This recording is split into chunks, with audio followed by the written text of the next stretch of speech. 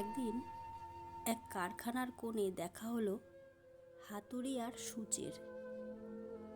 হাতুড়ি ছিল শক্তপোক্ত, ভারী ও গর্জনধারী।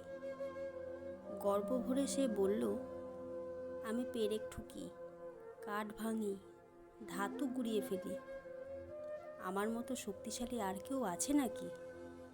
সূচ হালকা হেসে বলল, তোমার শক্তির কথা অস্বীকার করছি না, কিন্তু এমন কিছু কাজ আছে যেখানে তোমার আঘাত নয়, আমার কোমল স্পর্শ দরকার হয়।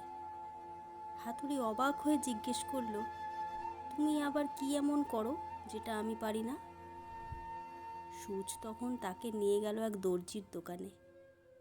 সেখানে একজন দর্জি সূচ ও সুতোর সাহায্যে কাপড়ের ছেঁড়া জায়গা সুন্দরভাবে জোড়া লাগাচ্ছেন।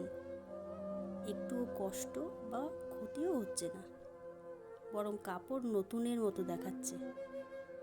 এই দৃশ্য দেখে হাতুড়ি চুপ করে গেল।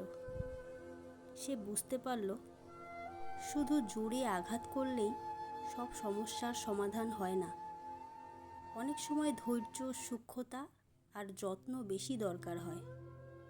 তখন সূচ বলল, দেখো বন্ধু, আমরা কেউ কারোর চেয়ে বড় নই।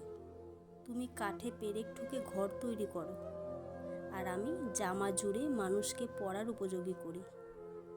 আমরা আলাদা কাজে দক্ষ, তাই উভয়েরই গুরুত্ব আছে। তো বন্ধুরা, এর থেকে আমরা কি শিক্ষা পেলাম? জীবনে কেউ বড়, কেউ ছোট মনে হলেও প্রত্যেকেই নিজ নিজ কাজ গুরুত্বপূর্ণ।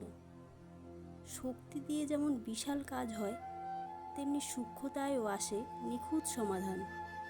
তাই সবাইকে সম্মান করা উচিত, কারণ সবারই নিজস্ব মূল্য আছে।